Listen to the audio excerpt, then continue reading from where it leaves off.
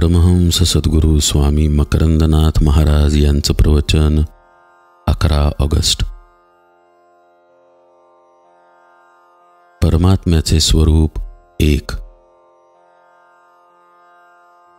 भगवद्गीतेमध्ये 13व्या अध्यायात भगवंत म्हणतात, उपद्रष्टा अनुमंताच भर्ता भोक्ता महेश्वरः परमात्मेति चाप्युक्तो देहेस्मिन् पुरुषः परः। परमेश्वराचे वर्णन करताना आपल्या देहामध्येच चैतन्य रूपाने वास करणारा पण आपल्याला समजत नाही म्हणून देहाच्या पलीकडे पर असा परमात्मा उपद्रष्टा अनुमंताच भर्ता भोक्ता महेश्वरः आहे असे भगवंत म्हणतात। उपद्रष्टा म्हणजे साक्षी, अनुमंता म्हणजे अनुमोदन देणारा। हा जो देहाच्या आत चैतन्य रूपाने वास करणारा परमात्मा आहे तो कधी देहामध्ये केवळ उपद्रष्टा भूमिकेमध्ये असतो तर कधी अनुमंता होतो।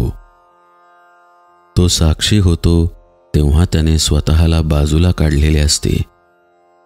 तो दुरून केवळ पाहत असतो।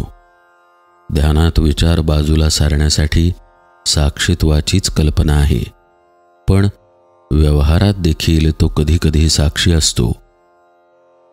समजा तुम्ही तुमच्या गॅलरीत उभे आहात, रस्त्यावरून गाड्या जात आहेत, तुम्ही केवळ पाहत आहात, तर तेव्हा तुम्ही साक्षीच असता।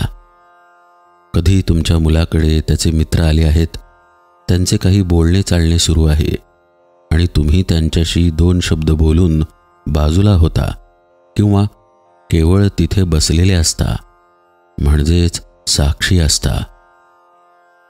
अशा प्रकारे तुम्हाला लक्षात येईल की काही क्रियांच्या वेळी तुम्ही अगदी साक्षी असता।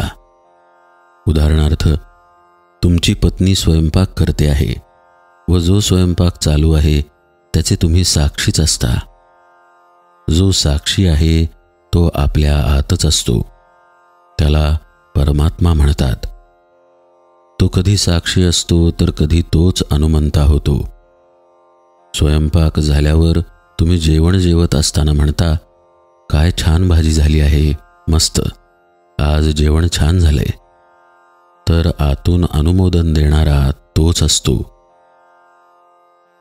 विनोबाजी म्हणतात की एखादा भुकेलेला माणूस दारात आला, तुम्ही त्याला काही खायला दिलेत आणि त्याच्या चेहऱ्यावर आनंद दिसला, तो आनंदात निघून गेला, तर ते पाहून तुमच्या आत असणारा तो म्हणतो की वाह, बरे झाले, चांगले केलेस। तो म्हणजे परमात्मा अनुमंता, अनुमोदन देतो। जर काही देण्याऐवजी तुम्ही त्याला घालवून दिलेत तर अंतःकरणातील तुमच्या विकारामुळे ती कृती तुम्हाला त्यावेळी योग्य वाटते, पण नंतर तुमच्या मनामध्ये एक अस्वस्थता निर्माण होते। ती अस्वस्थता अनुभवणाराही तोच असतो। जो अनुमंता असतो तोच म्हणतो की हे काही बरोबर नाही केलंस। त्याला आतून जाणीव होते की आपण फार वाईट वागलो। समजा एखादा मनुष्य घरात खूप रागावला, त्याने आरडाओरडा केला, तर नंतर राग शांत झाल्यावर तो त्याला आतूनच सांगतो की तू असे नको होतेस वागायला। याउलट तुम्ही सर्वांना आनंद होईल असे वागलात, बोललात, तर तो आतूनच अनुमोदन देतो की चांगले वागलास तू। अशा रीतीने देहेस्मिन् पुरुषः परः, देहात वास करून असणारा परमात्मा कधी साक्षी होतो तर कधी अनुमंता होतो। फक्त व्यवहाराच्या सर्व धकाधकीत आपण कधीतरी स्वतःच्या आत अंतर्यामी डोकावून पाहिले पाहिजे।